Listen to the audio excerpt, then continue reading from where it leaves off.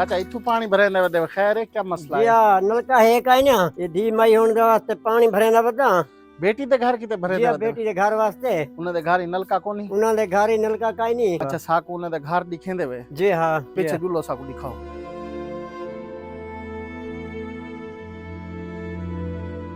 हाँ बाजी ਤੁਹਾਡਾ अबू मिले साकू पानी वदा भरेंदा क्या परेशानी है घर दे विच? ना कोई हवेली है ना कोई नलका है। घर वाला केड़ा काम करेंदे?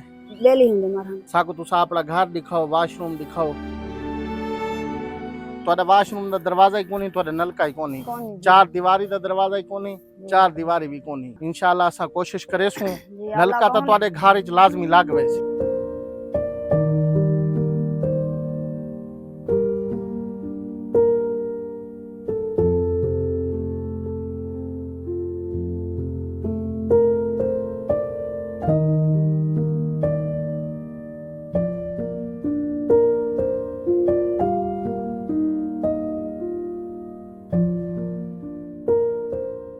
बाजी तुसा के सारे घर ही पानी दा मसला है जी अज राह इंसानियत इदारे दे तरफों पर घर ही नवा नलका लग गए जी जिन्हें लवा के दीते तुसा उन्ने किते क्या आखसो? जी अल्लाह बहुले मने अल्लाह दरे दे मने सब दीते ने नलका सर मुश्किल हल थी गई है।